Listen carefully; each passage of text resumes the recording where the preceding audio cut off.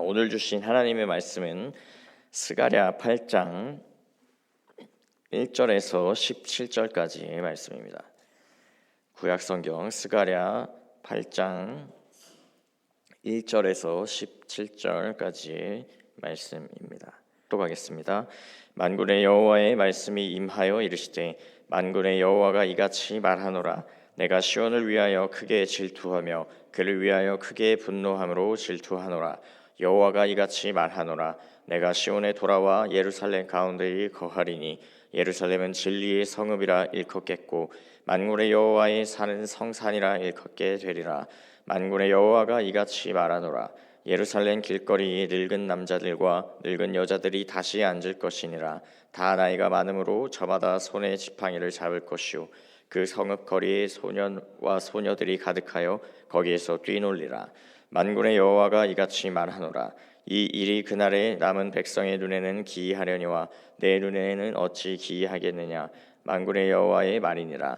만군의 여호와가 이같이 말하노라. 보라, 내가 내 백성을 해가 뜨는 땅과 해가 지는 땅에서부터 구원하여 내고 인도하여다가 예루살렘 가운데에 거주하게 하리니 그들은 내 백성이 되고 나는 진리와 공의로 그들의 하나님이 되리라. 만군의 여호와가 이같이 말하노라. 만군의 여호와의 집 곧 성전을 건축하려고 그 지대를 쌓던 날에 있었던 선지자들의 입의 말을 이 날에 듣는 너희는 손을 견고히 할지어다. 이날 전에는 사람도 삭슬 얻지 못하였고 짐승도 삭슬 받지 못하였으며 사람의 원수로 말미암아 평안히 출입하지 못하였으니 내가 모든 사람을 풀어 서로 치게 하였느니라. 만군의 여호와의 말씀이니라. 이제는 내가 이 남은 백성을 대하기를 옛날과 같이 아니할 것인즉 곧 평강의 씨앗을 얻을 것이라. 포도나무가 열매를 맺으며 땅이 산물을 내며 하늘은 이슬을 내리니 내가 이 남은 백성으로 모든 것을 누리게 하리라.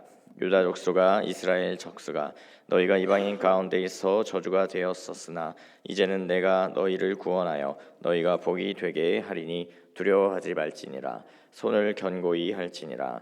만군의 여호와가 이같이 말하노라. 너희 조상들이 나를 격려하게 하였을 때에 내가 그들에게 재앙을 내리기로 뜻하고 뉘우치지 아니하였으나 이제 내가 다시 예루살렘과 유다 족속에게 은혜를 베풀기로 뜻하였나니 너희는 두려워하지 말지니라. 너희가 행할 일은 이러하니라. 너희는 이웃과 더불어 진리를 말하며 너희 성문에서 진실하고 화평한 재판을 베풀고 마음에 서로 해하기를 도모하지 말며 거짓 맹세를 좋아하지 말라. 이 모든 것은 내가 미워하는 것이니라. 여호와의 말이니라. 아멘.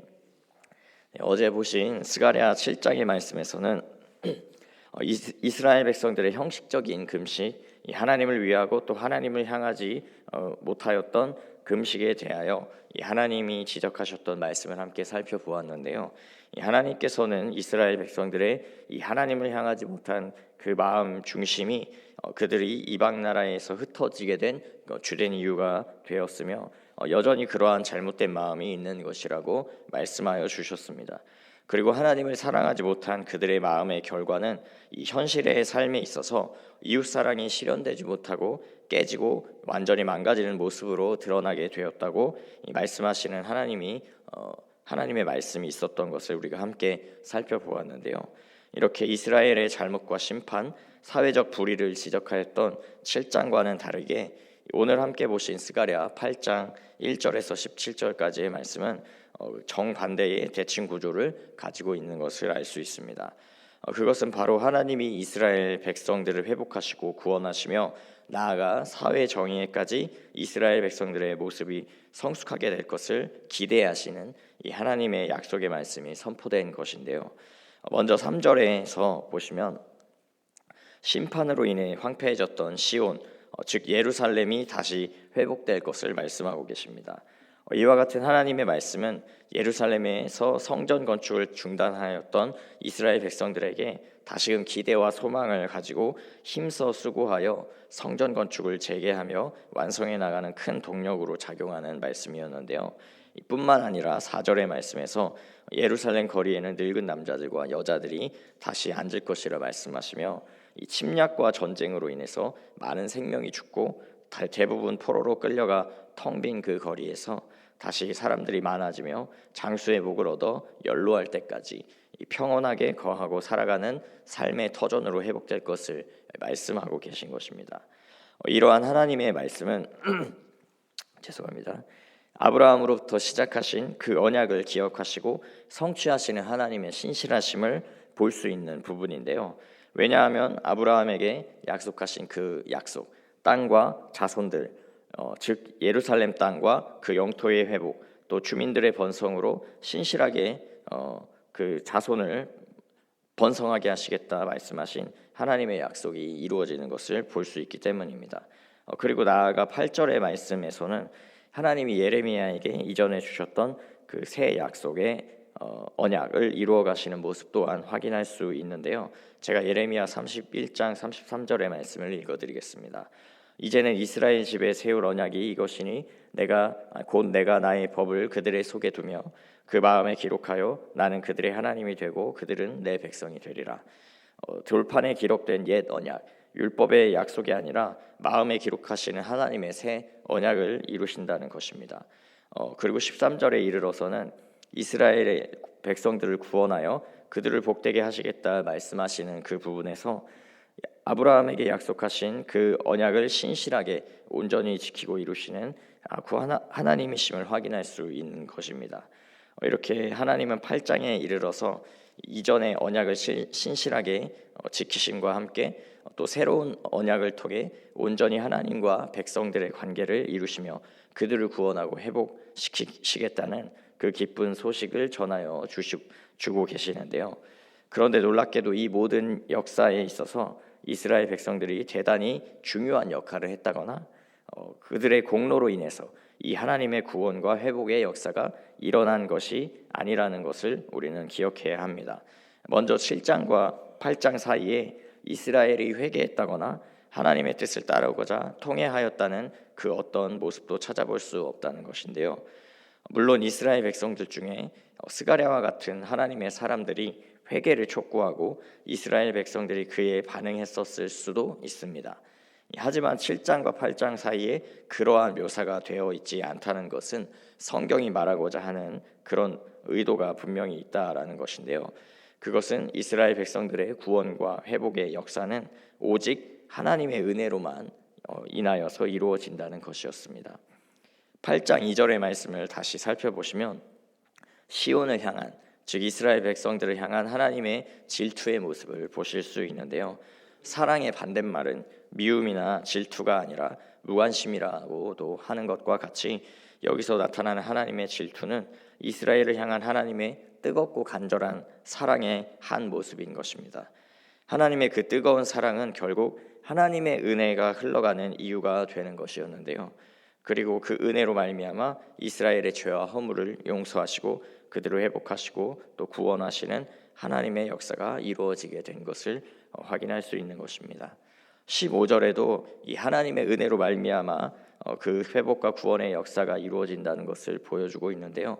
하나님이 이제는 예루살렘과 유다 족속에게 은혜를 베풀기로 뜻하셨기 때문에 그 뜻을 돌이키셨기 때문에 그들의 과거의 몰락과 패망함이 회복되어지고 재건될 수 있는 것이라고 말씀하고 있는 것입니다.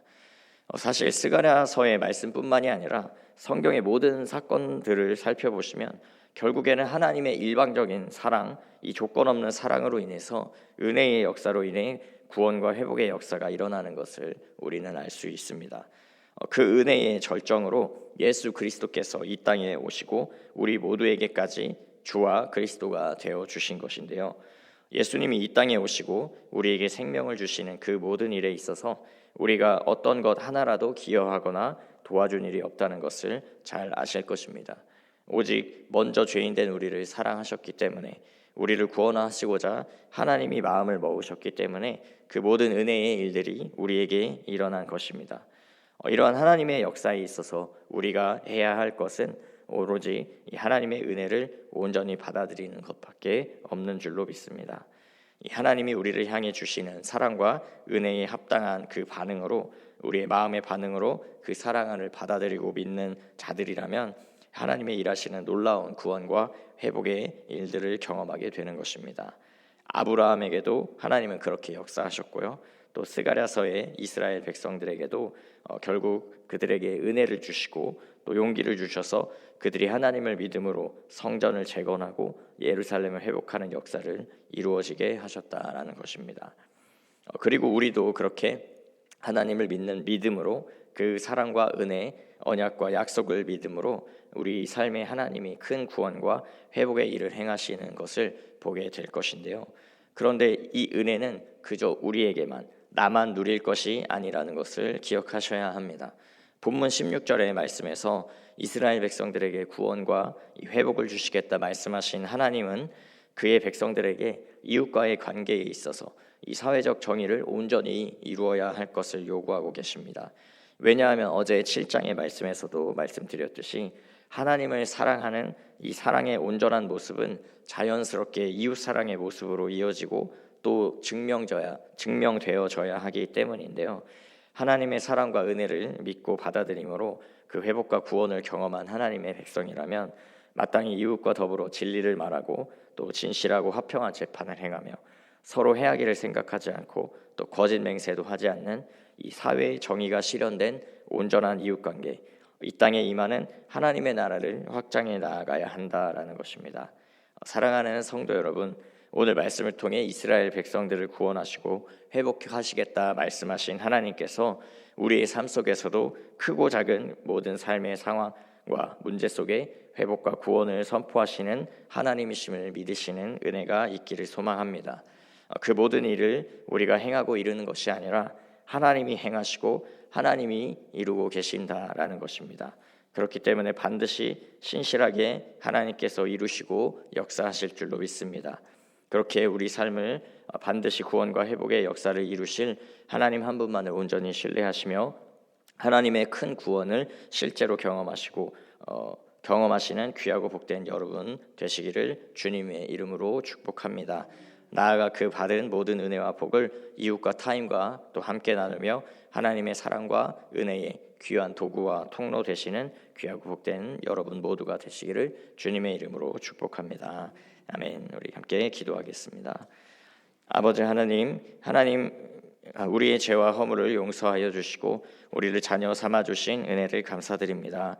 하나님은 우리를 향하여 변하지 않는 사랑으로 대하여 주시지만 우리는 늘 주님을 배반하고 끊임없이 그릇된 길로만 행하려 하는 부족하고 연약한 존재들임을 고백하고 나아갑니다.